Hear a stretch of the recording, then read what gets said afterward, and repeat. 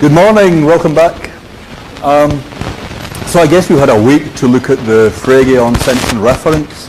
So I'll take it that you've all got that, and we can just move on from there. Is that?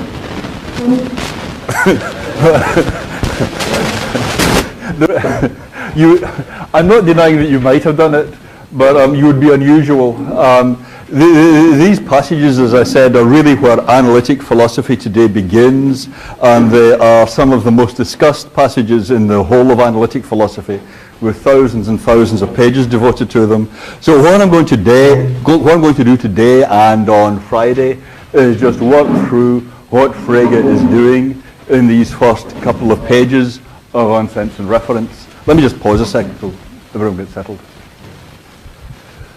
So on Friday, we'll look at pages 59 to 61, plus the top 2 lines of page 62. You get the sense that you're expected to work through this quite slowly. But really, that's quite a lot. I understand that at UCLA, they have sometimes in the past spent the entire semester on these first few paragraphs of On Sense and Reference. So we are really going to be blasting through it.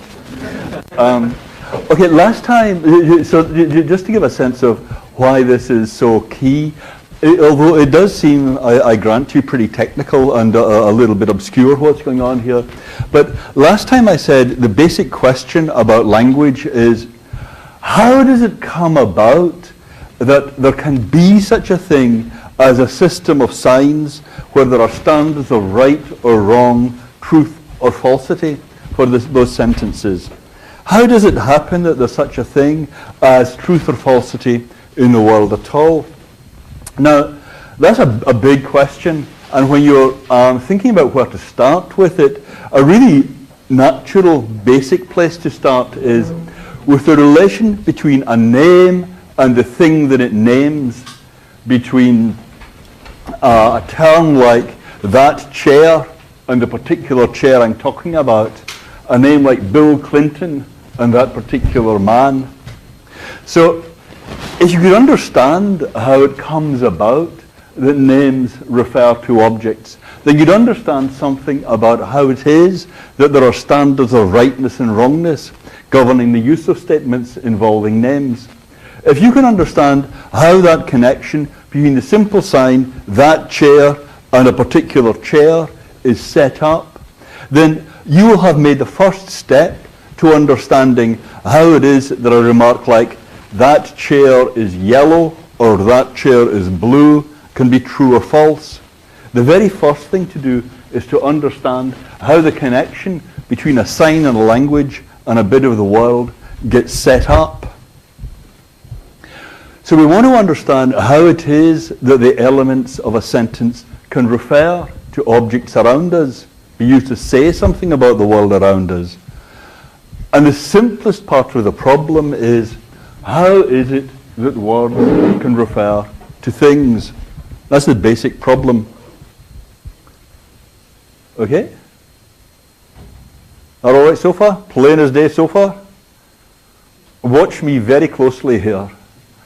Okay, now Frege's first move is quite an unexpected one here. He says there's a distinction we can make between informative and uninformative identity statements. So I want to spend a little while just talking about what that means, what the distinction is between an informative and an uninformative identity statement. Identity statements of the form A is identical to A. So you see what he means by an identity statement. An identity statement is one where you've got a term referring to an object, then you've got a sign of identity, is identical to, or an equal sign or something like that, and then another sign referring to an object. If it's the same object, the thing is going to be true. If it's not the same object, the thing is going to be false. Watch me very closely here. That's all right? Okay. So if you take a remark like, that chair is that chair, that's a priori, Frege says, and according to Kant, to be labeled analytic. While identity statements of the form A is identical to B often contain very valuable extensions of our knowledge and cannot always be established a priori. What's a priori? A priori, you can tell that the proposition is true just by thinking about it. You don't need to look. So just by thinking about it, you can figure out that 2 plus 2 is 4. I'm sorry, there must be chairs. There's a chair over here. Just by thinking about it, you can tell that 2 plus 2 is 4. Just by thinking about it, you can tell that the sum of the square of the sides of a right, or the sum of the hypotenuse of the square of a hypotenuse of a right angle triangle is equal to the sum of the squares on the other two sides. I might need to think a bit more about that, but the key is you do it just by thinking about it.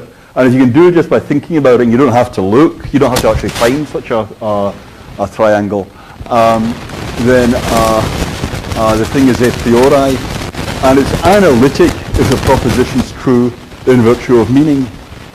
So analytic is something like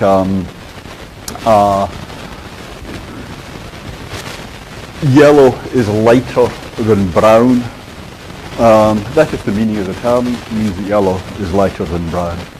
So Frege is saying, if you've got a statement like the morning star is the morning star, okay class, is that a priori? Yes, can you tell that's true just by thinking about it? Very good. Is it true in virtue of the meanings of the words? Damn good, okay. And how about the evening star is the evening star? That's a priori and analytic. Yes, that's all right. Just pause me here if that's not completely straightforward. Okay. But now consider the morning star is the evening star. That star that shines so brightly in the morning is the star that the same thing as the star that shines so brightly in the evening. Is that a priori? No, that is not a priori. That is an identity statement, but it is not a priori. Is it analytic? Is it true just because of the meanings of the signs? No, of course not. I mean, that you really have to use a telescope to find out about. Take this object here, our own dear Earth. Is that the same as that object there? Can you tell just by looking? No, you cannot. So, but I promise you that identity is true. That is the Earth as seen from Saturn. So that is an identity, all right, and it's a true identity, but it is informative. What do you think? Informative, right? Okay. What about this? This building here. Is this building here the same as this building here? Possibly, yeah. So suppose I tell you that it actually is. I just took that shot myself. If I tell you that building there is the same as that building there, is that informative? Damn good. Okay, now the thing is, you see what's going on here intuitively is that when you look at it like this, you have one take on the building. You look at it like that, you have a different take on the building. Yeah. So what's making it uninformative is that you have different takes on the thing, something like that. Whereas if I just say, is this building, it's the same take two times. So intuitively the thing is going to be uninformative. I mean, this is very important in literature. Take the identity, Sir Percy Blakeney, the effete fop, the leader of English fashion, is the dashing Scarlet Pimpernel. Now it's very important that that's informative, right? The whole story turns on it. Clark Kent is Superman. Is that an identity statement? Yes. Is it true? Yes. Is it informative? Of course. Everyone was completely amazed, right? And I mean, this is not just some idle academic exercise. Take perhaps the most famous informative identity. I mean, like I say, this is not some idle ivory tower thing. If George Lucas had been insensitive to the distinction between informative and uninformative identity statements, you might have had the whole sequence working up to some revelation like, look, your father is your father. Or, know this, Luke Skywalker, I am myself. And you see the problem, it wouldn't work at all. So the distinction between informative and uninformative identities is really very important in real life. Here's Frege. The discovery that the rising sun is not new every morning, but always the same, was one of the most fertile astronomical discoveries. I once saw a cartoon that showed two cavemen looking at the setting sun, and one was saying, you know, there's a big pile of them over there. And that reflects a time at which it really wasn't known that the rising sun was the same every day. Right? So that is an informative thing to be told, that it's the same one every day. I had a friend who used to play pinball who had a similar thing. Actually, probably nobody knows what pinball is. Pinball? Yes. Yeah, you got a bunch of balls and you... Well, actually, the thing is, my friend always thought you got a bunch of 5 balls and you sent them round the thing each time. Right? But of course, you don't get 5 balls. You only get 1 ball, and it goes round 5 times. So it's just part of growing up. There are these things you learn. Okay. So is that all right for informative and uninformative identities? Yeah? That's rock solid? Yep? So it's uninformative because it's kind of trivially true. Obviously it has to be the case. Okay. The only word I kind of hesitate there is because. To say it's uninformative is to say it's trivially true. That's right. You know, it's the same thing. It doesn't give you anything of substance. But the explanation of this phenomenon is actually quite a hard thing. Yeah. Yep. Earlier you said 2 + 2 = 4 is a A priori, yes. And I don't think yes.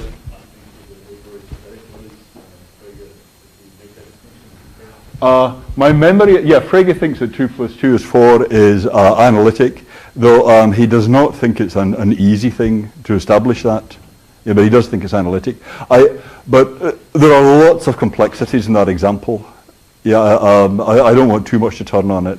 All I meant was, on the face of it, thinking about the meanings of the sign should be enough to let you know that that is true. Yeah, it shouldn't need any extra act, any special source of insight on the part of the mind, some special organ to tell you that that is true. So there must be another chair somewhere. Is there another chair? Okay, yeah. Does that make sense? Yeah, okay.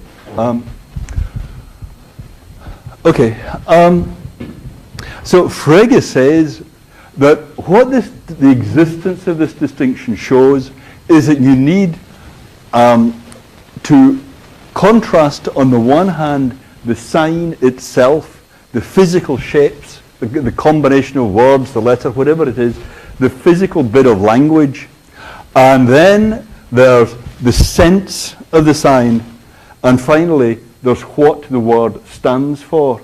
So if you take a term like that chair, or a name like Bill Clinton, on the one hand you've got the name Bill Clinton, or the term that chair, that's the physical bits of language. You've got the object they stand for, but you must always also have this intermediate level, the sense of the sign.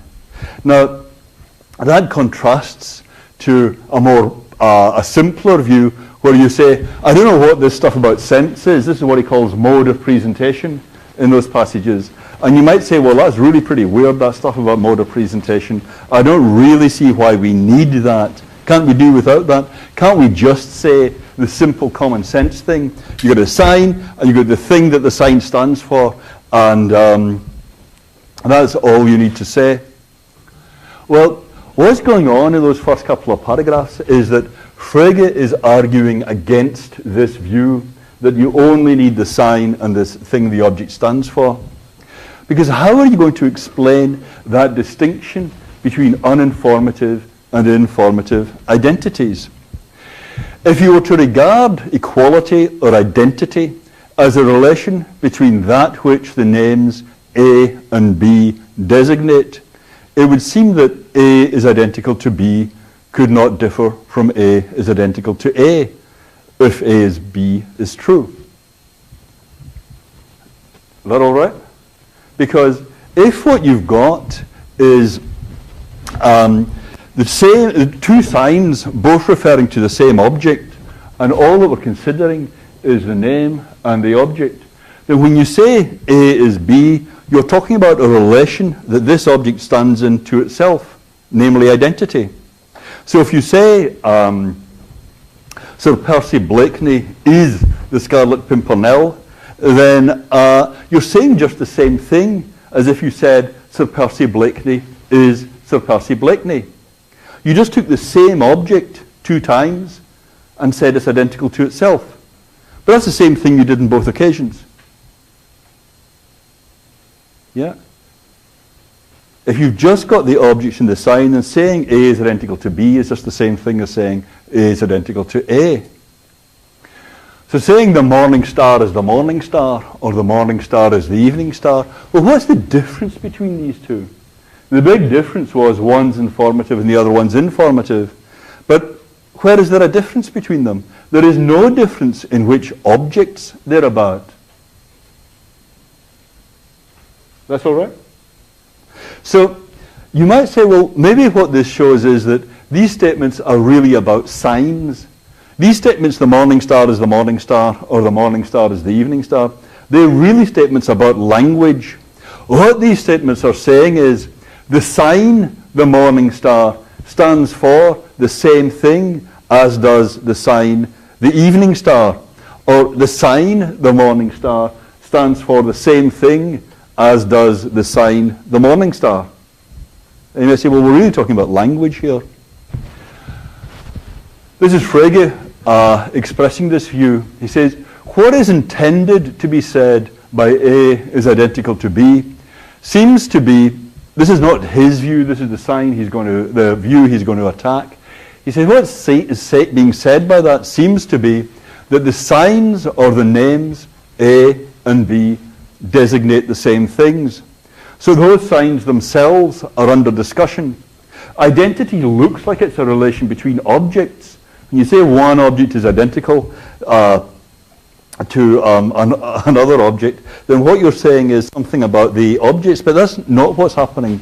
You're really talking about the signs. And then Frege's point is that relation between the names or the signs, A is referring to the same thing as B is referring to. That would hold between the names or signs only insofar as they designated something. It would be mediated by the connection of each of the two signs with the same designated thing. But this is arbitrary.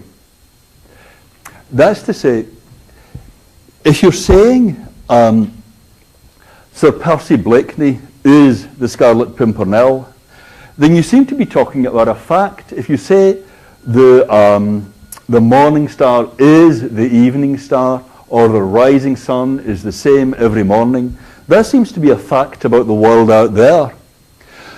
But if you're talking about the connection of a name to a sign, that's just an arbitrary fact about language.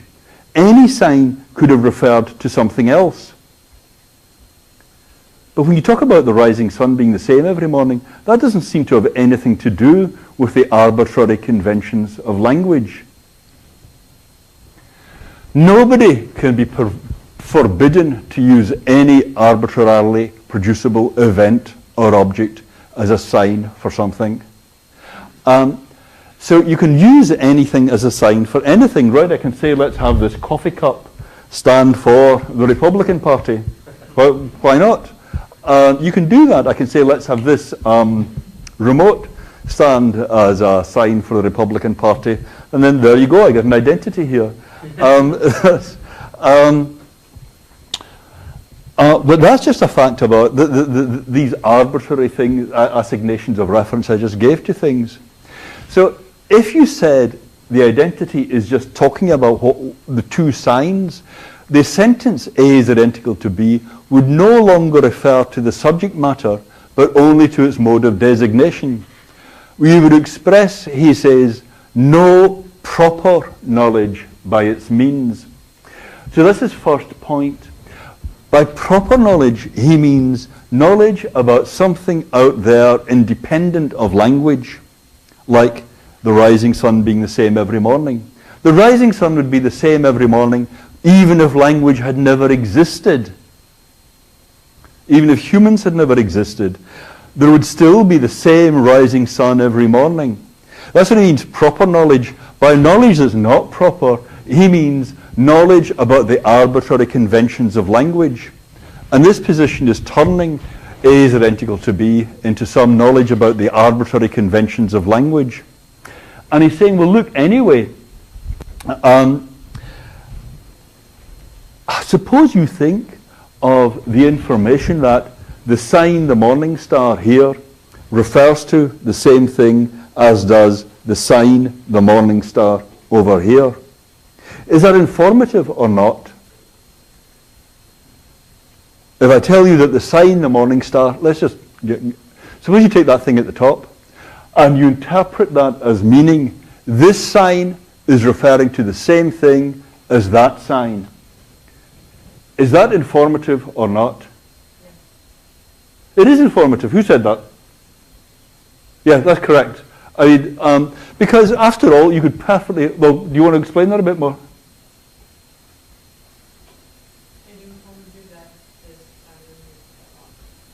you would not be able to know otherwise what it is or you Yeah, there are two things. There's which sign, there's which object each is referring to. Yeah, and that's going to be informative. And there's that they're referring to the same object, and that's going to be informative too. Because after all, you could have a language, and in fact our language sometimes works like this, where when you use the same name on two consecutive occasions, when you use the same name on two consecutive occasions, they actually always refer to different things. One of my colleagues has, his mother has two physicians, both called Dr. Jones, who sometimes talk to each other, and she reports their discussions. So he gets a bit confused, and he says, wait a minute, so Dr. Jones said that to Dr. Jones? Well, what did Dr. Jones say to that? And when you talk like that, you would only talk like that if there were really two Dr. Joneses there. Right? If I say to you, so Bill said to Bill, then you just assume there are two different Bills there. You see what I mean? If Bill said to himself, that's a different thing. You see what I mean? So sometimes we do talk in a way that requires that when you have the same sign being used twice, it's got to be a different object that's being referred to. So the mere fact that you've got the same sign being used here and used here does not guarantee you it's the same object. So it's going to be informative to be told that the morning star is the morning star. If what that's saying is this sign refers to the same thing as that sign, that would be informative. And it would just carry about the same amount of information as the morning star is the evening star. So that's his point. Here, the cognitive value of A is identical to A becomes essentially equal to that of A is identical to B, if A is identical to B is true. So what we were trying to do was work with this analysis where you've just got the sign and the reference of the sign. But if you try to work with that, first of all you say, well, A is identical to B, A is identical to A. These are just two remarks about the references. But then it turns out they're saying just the same thing. And then you say, well, no, maybe that's about the signs. But then it turns out they're both informative. So that can't be right either.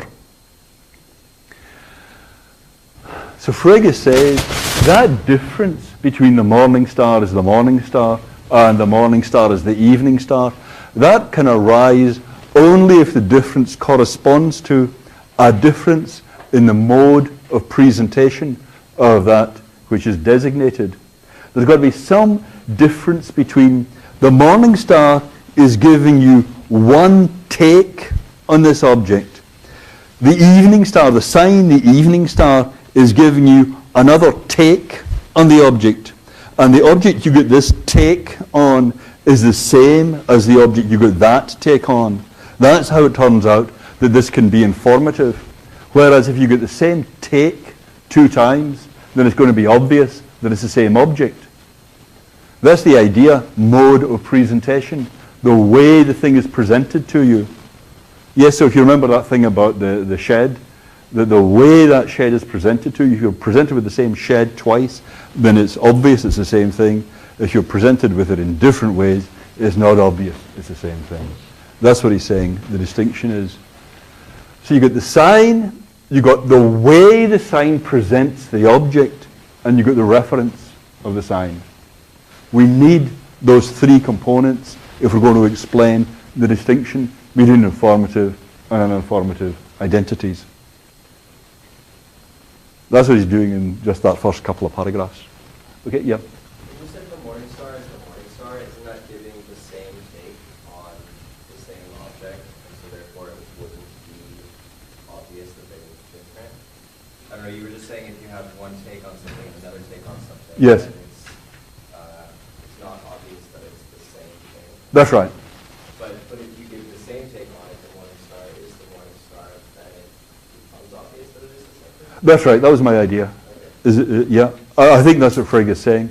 So if you've got a sign, n is identical to m, and if n gives you the same take on the object as m does, then that's going to be uninformative. And if n gives you a different take on the object than m does, then it's going to be informative. But didn't you say that the morning star is the morning star was informative? Yes, but only. This is what I mean about follow me very closely.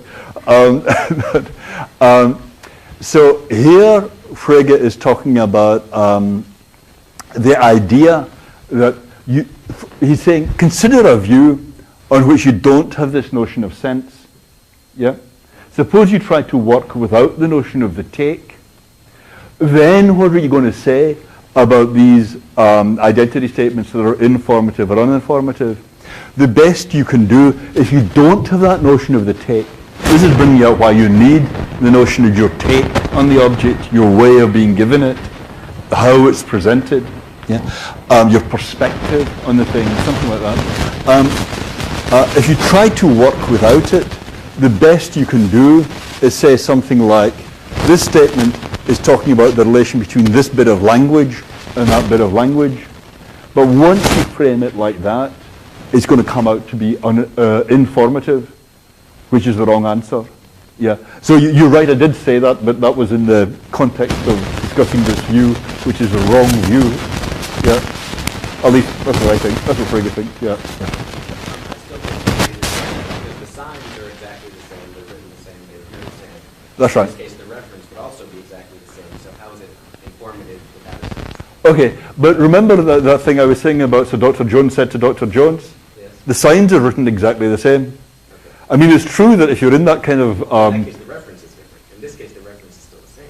That's right, but that's just an accident. You can't, what I mean is you can't tell that just by hearing the signs. Yeah?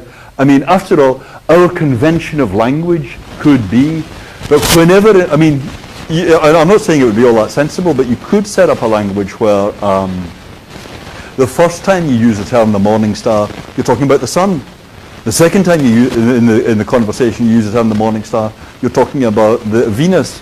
The third time you use the morning star, you're talking about Alpha Centauri.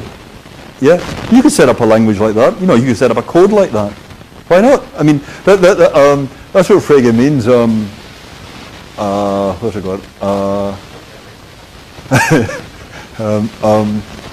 Nobody can be forbidden to use any arbitrarily producible object or event as a sign for something. I mean, I'll talk whatever way I like.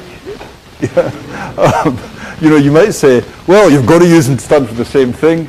Well, I don't got to use them to stand for the same thing. You see what I mean? So it's going to be informative if I make a statement saying, well, I do use them to stand for the same thing. Yeah? Okay. Someone else? Okay. Yep.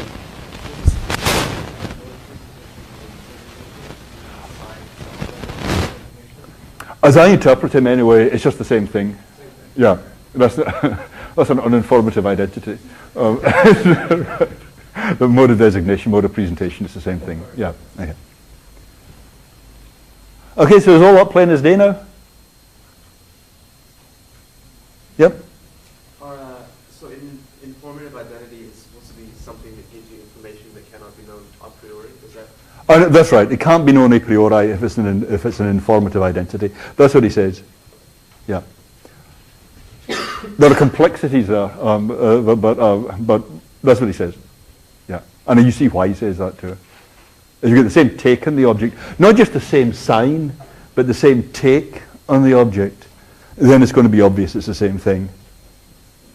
That's the idea. So in contrast to that thing we were just talking about, where you just say, I just got the bit of language, the same bit of language being used twice, then it really is informative to be told you're using that to stand for the same thing 2 times. But if, as in the case of the shed, you've got the same way of being given the thing 2 times, that's going to be uninformative. Yep? So then in the case... That's going to be a priori, yeah. Like this picture? Yep.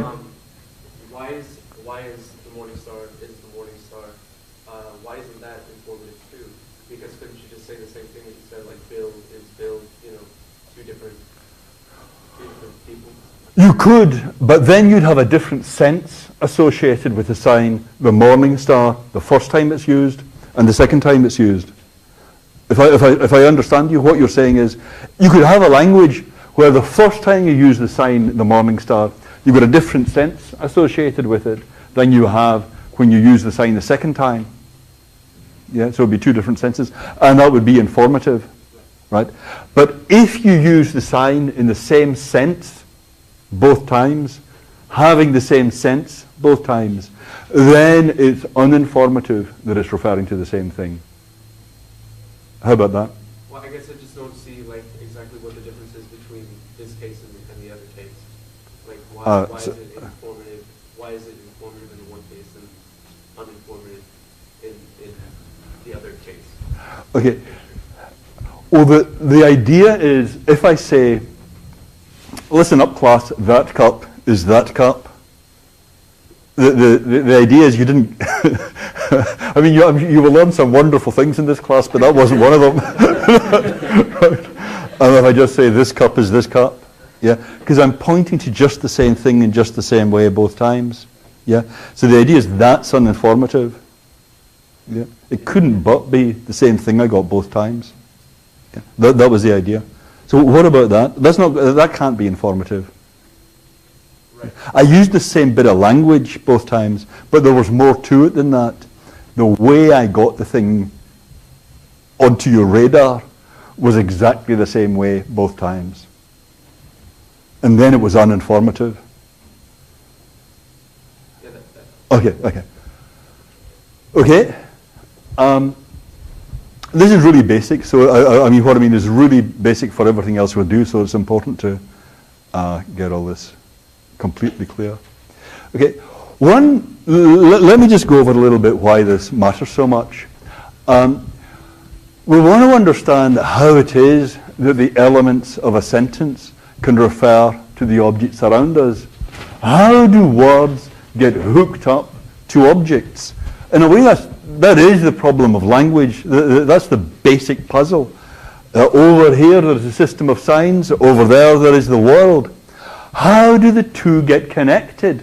What I was saying last time is you can't really explain how the two get connected by appealing to the mind. That's anyone's first reaction to that puzzle, to say there's a language over there, there's the world over here. It's the mind that connects the language to the world. And what I was arguing last time was it can't be right to think of it like that. There is the mind that connects them up, because there is also the puzzle how the mind gets connected to the world.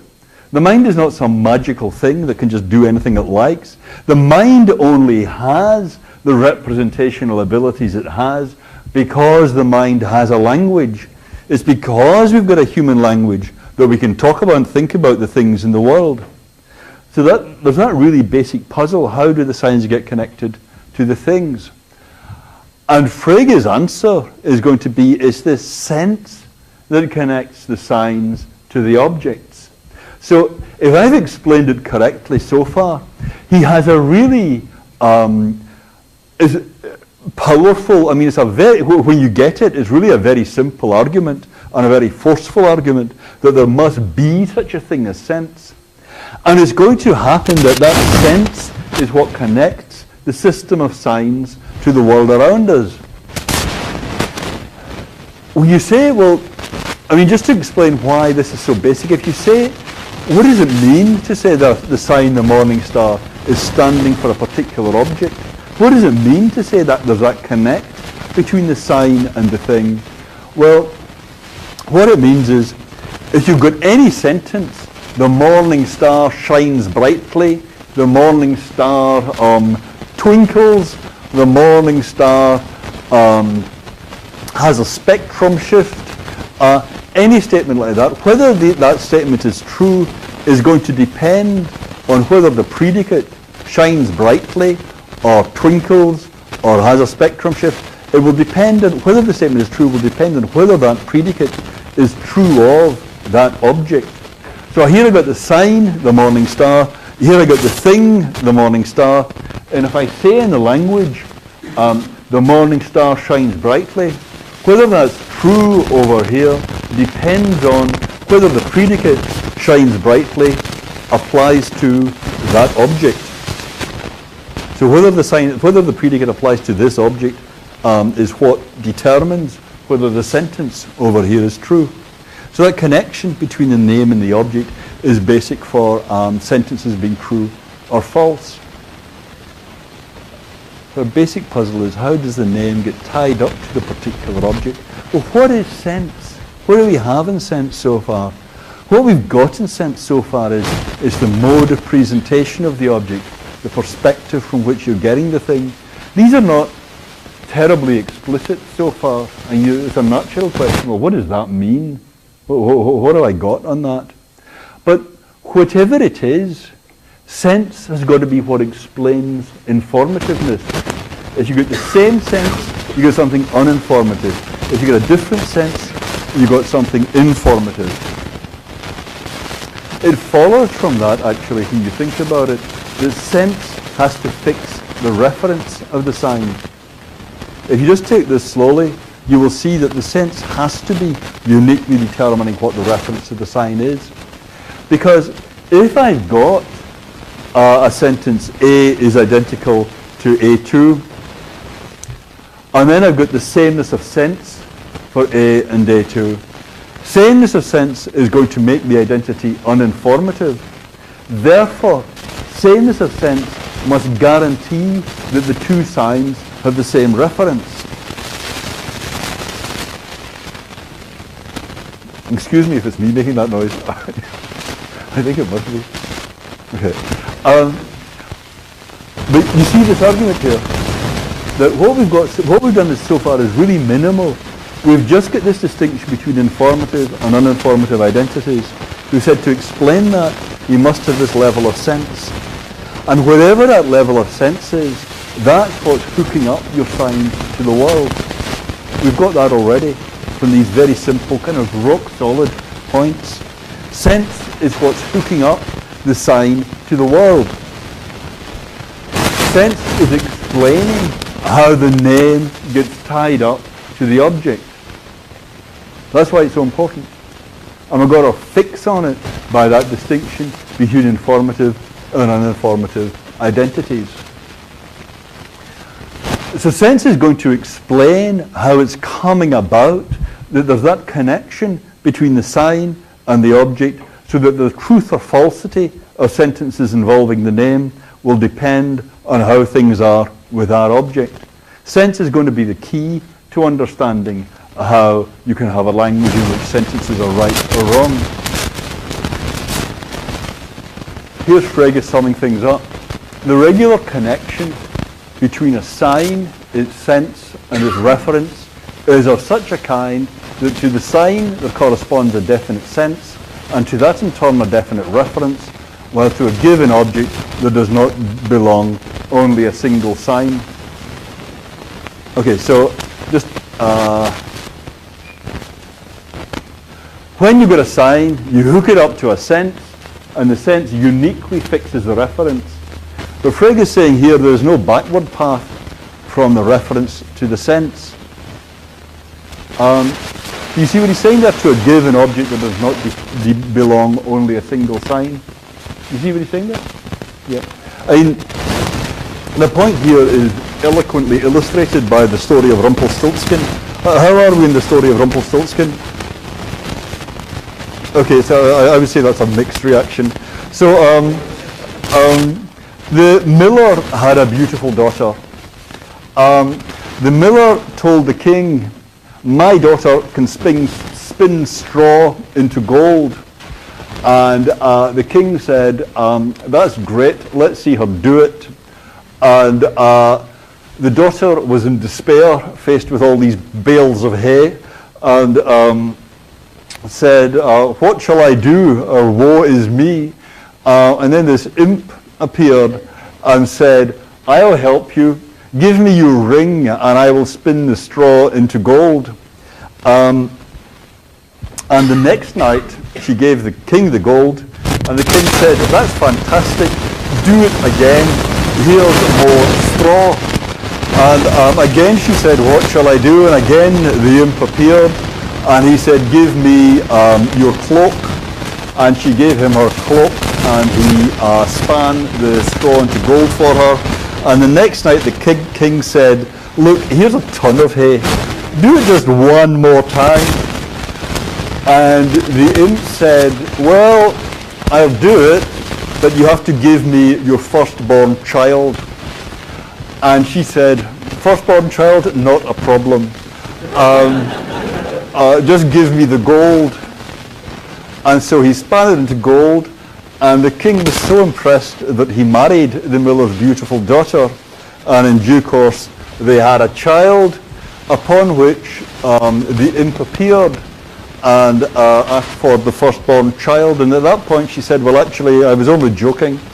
And he was extremely indignant and said, you have to give me it. But after some discussion, he said, okay, I'll tell you what. You can keep the child if you can guess my name. And she said, well, is it Bill? Is it Simon? And he said, no.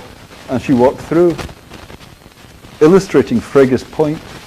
There is no backward path from the object to the sign. The rest of the story is of no philosophical interest, so we'll leave it at that. Okay. So you see what he means? To a given object there does not belong only a single sign. Okay. Okay? Okay. Let me just make, this is just a slightly technical thing, but I think it affects how you think about uninformativeness. Consider this kind of inference. The morning star is F, the evening star is G, hence the morning star is both F and G. Okay, what do you think, class? Is that inference valid, or A invalid, or B valid? That is the right answer. That is not a valid inference, right? You need an extra premise.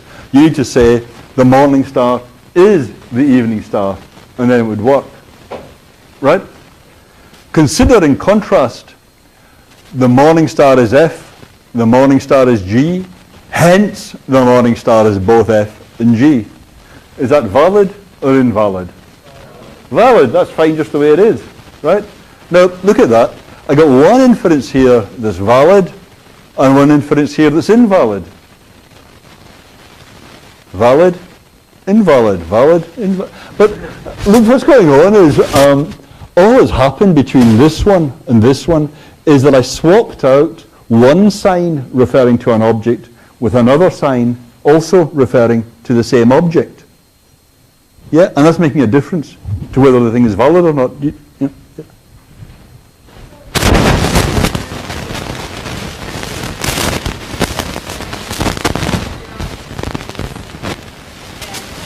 Dr. Jones is there.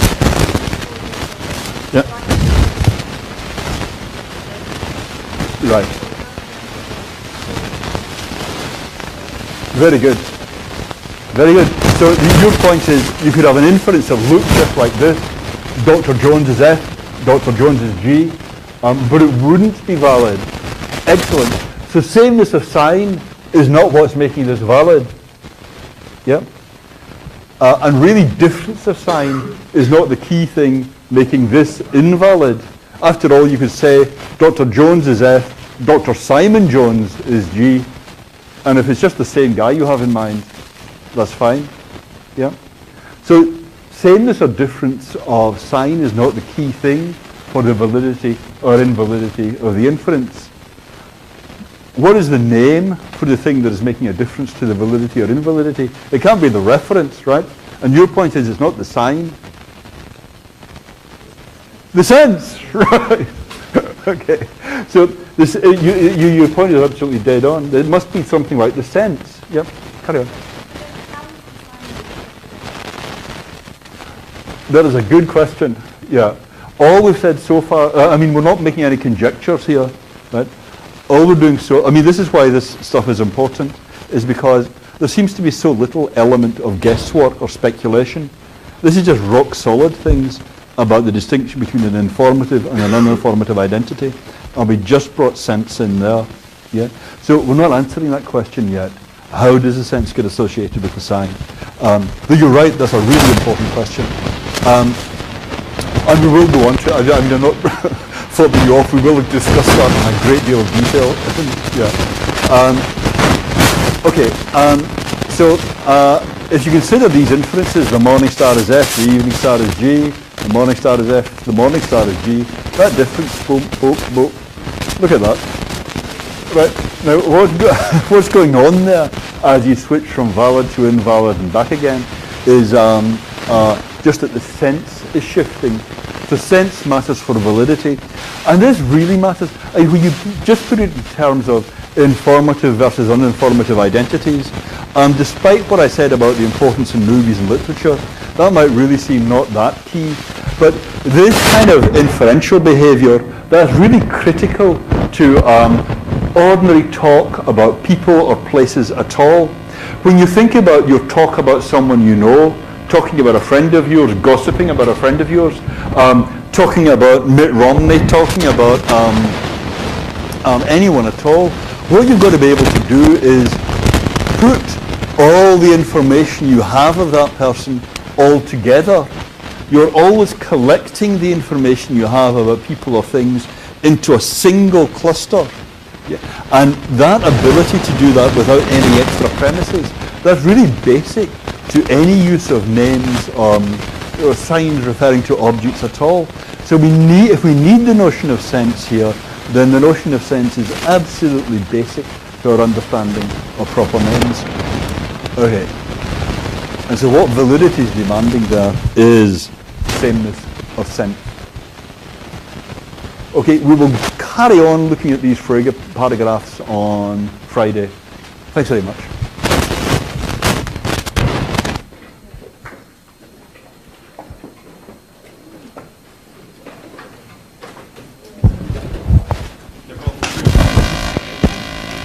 Let's go through.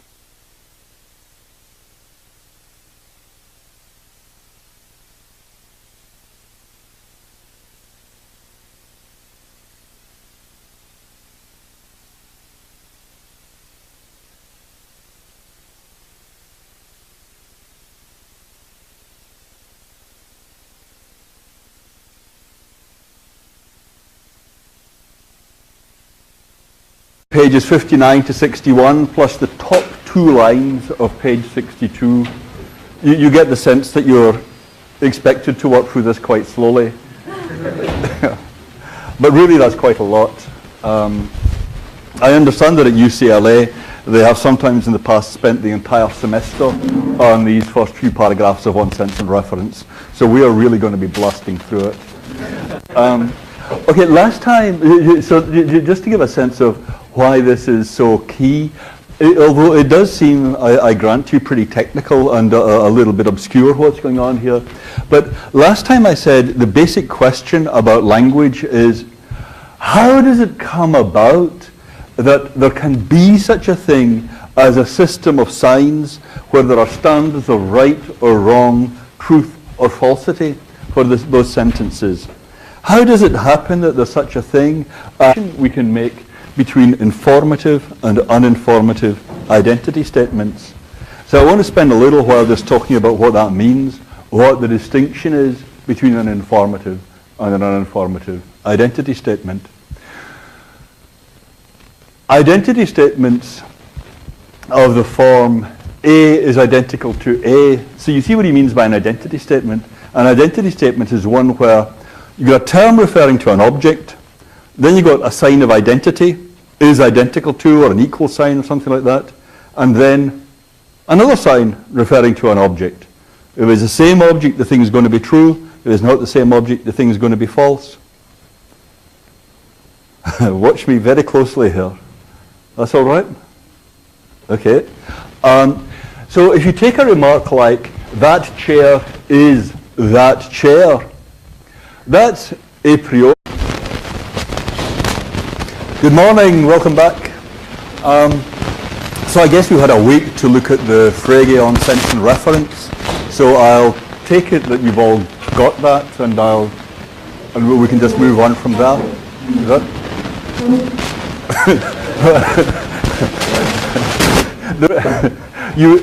I'm not denying that you might have done it, but you would be unusual. These passages, as I said, are really where analytic philosophy today begins, and they are some of the most discussed passages in the whole of analytic philosophy, with thousands and thousands of pages devoted to them. So what I'm going to do today and on Friday is just work through what Frege is doing in these first couple of pages of On Sense and Reference. Let me just pause a second so everyone gets settled. So on Friday, we'll look at as truth or falsity in the world at all. Now, that's a big question, and when you're thinking about where to start with it, a really natural, basic place to start is with the relation between a name and the thing that it names, between a term like that chair and the particular chair I'm talking about, a name like Bill Clinton and that particular man. So if you could understand how it comes about that names refer to objects, then you'd understand something about how it is that there are standards of rightness and wrongness governing the use of statements involving names. If you can understand how that connection between the simple sign, that chair, and a particular chair is set up, then you will have made the first step to understanding how it is that a remark like, that chair is yellow or that chair is blue, can be true or false. The very first thing to do is to understand how the connection between a sign and a language and a bit of the world gets set up. So we want to understand how it is that the elements of a sentence can refer to objects around us, be used to say something about the world around us. And the simplest part of the problem is, how is it that words can refer to things? That's the basic problem. Okay? All right so far? Plain as day so far? Watch me very closely here. Okay, now Frege's first move is quite an unexpected one here. He says there's a distinction